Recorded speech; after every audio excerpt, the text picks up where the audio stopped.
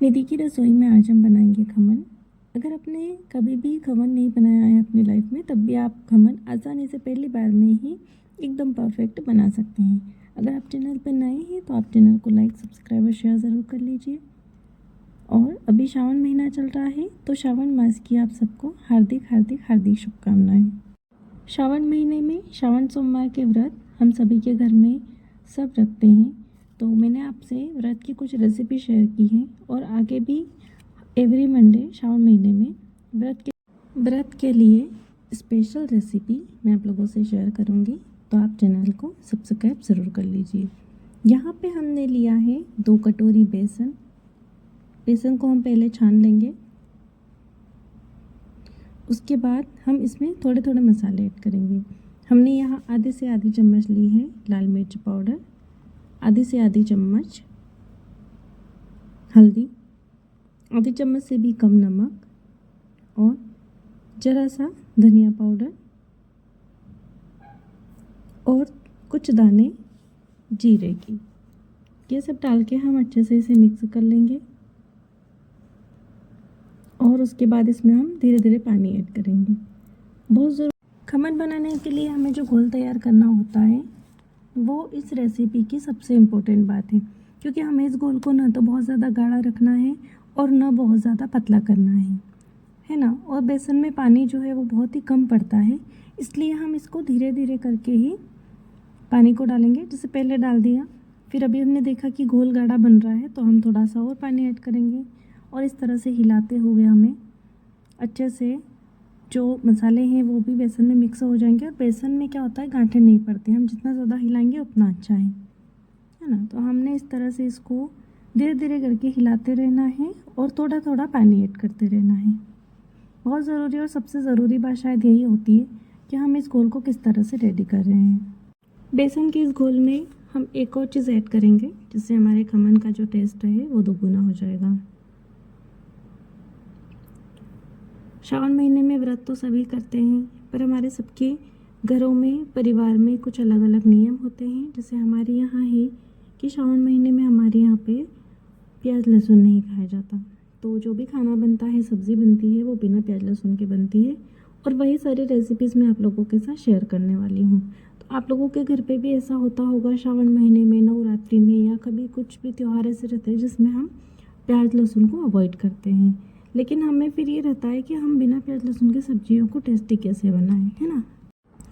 तो बिना प्याज लहसुन के सब्जी को टेस्टी बनाने के लिए, मतलब कई तरह की सब्जियां होती है जो प्याज लहसुन के बिना थोड़ी अधूरा सा उसका टेस्ट लगता है, लेकिन हम उसमें कुछ ऐसी नई चीज़ें ऐड कर सकते हैं जिससे कि उसमें प्याज लहसुन की कमी पता ना चले।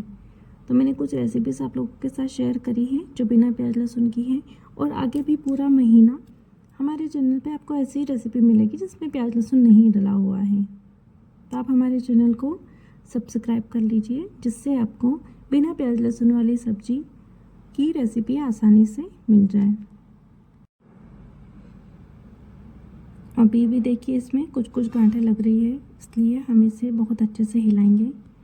और इस घोल में हमें इनो का ऐड करना है, कितनी देर तक उसको मिक्स करना है और कितनी देर खमन को बनने के लिए रखना है, वो सब की टाइमिंग जो रहती है वो बहुत ज़रूरी है, जिससे हम पहली बार में ही खमन को अच्छे से बना सकें। तो यहाँ पे हमने देखिए घोल को अच्छे से रेडी कर लिया है। अब हमने एक बर्तन में 1 चम्मच के लगभग तेल लेकर इसमें अच्छे से लगा दिया है ना। और अब हम हमारे घोल में इनो ऐड करेंगे। इनो ऐड करने के बाद हमें इसको अच्छे से मिक्स करना है, ताकि हमारा जो इनो है वो पूरी तरह से घोल में मिक्स हो जाए। और घोल आपको इतना गाढ़ा रखना है, देखिए, न ज़्यादा गाढ़ा न ज़्यादा पतला। ये हमने यहाँ पे एक इनो लिया है और इस तरह से हम इसमें इसको ऐड करके खूब अच्छे से मिलाएंगे, ताकि हमारा जो खमन है वो अच्छे से फुला फुला बने और कच्चा ना रहे बिल्कुल भी, है ना। कई बार क्या होता है कि अगर हम इनो ठीक से नहीं मिला रहे हैं, या फिर घोल को अगर हमने ज़्यादा गाढ़ा कर दिया है, तो खमन बन तो जाता है पर वो अंदर से थोड़ा कच्चा कच्चा सा लगता है। इसलिए बहुत ज़रूरी है कि हम घोल को एकदम मीडियम रखें इस तरह से, और इनो डालने के बाद भी हमें इसको खूब अच्छे से मिलाना है। डरना या घबराना बिल्कुल नहीं है कि इनो डाल दिया, अब फूलने लग गया है ना, इसको जल्दी से बर्तन में डालो, ऐसा नहीं है। हमें 1-2 मिनट तक इसको अच्छे से हिलाना है और उसके बाद इस तरह से हमारे जिस बर्तन में हमने ऑयल लगाया था उसमें हम इसको घोल को डाल देंगे। ठीक है, आप किसी भी तरह का कोई भी बर्तन ले सकते हो, ऐसा नहीं है कि आपको कोई पर्टिकुलर बर्तन ही चाहिए जिसमें आप खमन बना सकते हो। आप किसी भी तरह का बर्तन ले सकते हो। बस में नीचे थोड़ा सा ऑयल लगा देने से क्या होता है कि हमारा जो खमन है वो आसानी से निकल जाता है। तो ये हमने अच्छे से इसमें घोल को डाल दिया है और अब हम एक बर्तन में पानी गरम करेंगे। ये देखिए, हमने ये पानी गरम होने के लिए रख दिया है और इसके अंदर एक बर्तन रखा है जिससे कि हमारा जो ये घोल है बेसन का ये ऊपर ही रहे और इस पानी की भाप से ये बनता है ना। तो ये हमने इस तरह से रख दिया और फिर हम इसको ढक देंगे। मीडियम फ्लेम पे हम रखेंगे और 5 मिनट बाद हमने देखा है इसे निकाल कर, लेकिन ये थोड़ा टाइम लेता है, इतनी जल्दी नहीं बनता। लेकिन आसपास से देखिए इसने किनारे छोड़ दिए हैं और अभी कुछ इसमें और भी टाइम लगने वाला है ना। तो इस तरह से हम इसको देखेंगे। तब तक हम इस पे डालने के लिए कड़ी पत्ते वाला मीठा पानी रेडी कर लेते हैं। ये हम बिल्कुल भी स्किप नहीं कर सकते क्योंकि इसके बिना तो हमारे खमन का टेस्ट ही नहीं आने वाला है। तो ये है हमारे घर के आंगन में मीठा नीम है, मैं वहीं से लेके आई हूँ। बहुत ज़्यादा पत्ते हैं, सारे नहीं डालने हैं हमें, लेकिन हमें कुछ पत्ते धो के इस तरह से रख लेने हैं। और 4 मैंने यहाँ पर ली है हरी मिर्च। हरी मिर्च को हम बारीक से काट लेंगे।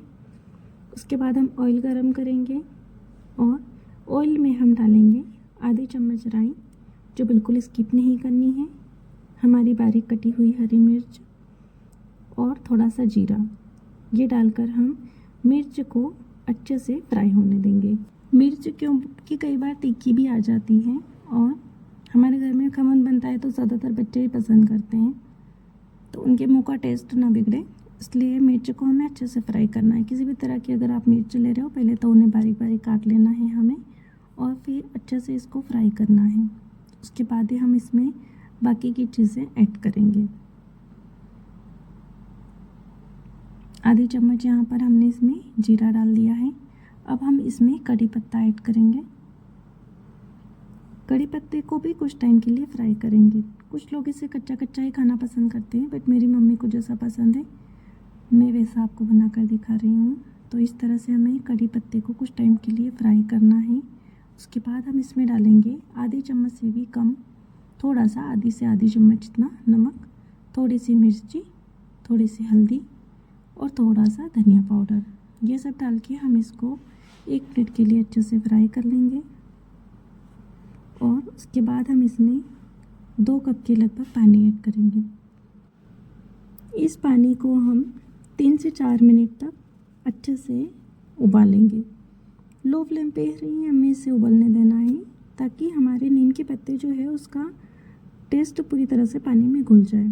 उसके बाद हम इसमें 4 चम्मच के लगभग चीनी ऐड करेंगे और इसको अच्छे से मिलाते हुए चीनी को पानी में घुलने देंगे। इस तरह से बन के रेडी हो जाएगा हमारा नीम के पत्ते वाला पानी। इस तरह से इसको अच्छे से उबलने देना है जिससे नीम की पत्तियों का जो टेस्ट है वो पानी में अच्छे से घुल जाता है और फिर खमन पे डालने के बाद इसका टेस्ट बहुत अच्छा आता है। तो इस तरह से हमें इसको अच्छे से उबाल लेना है।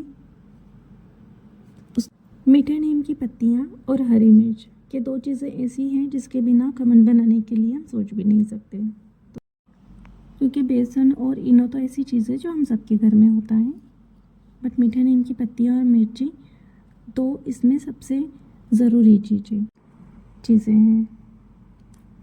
तो वो हमारा पानी जो है वो उबल के लगभग रेडी हो गया है और अब तक हमारा खमन भी जो है वो भी बन चुका होगा। खमन को हमने बिल्कुल ही लो फ्लेम पर आराम से बनने दिया है। कोई जल्दीबाजी नहीं करनी, कोई चाल को नहीं बढ़ाना।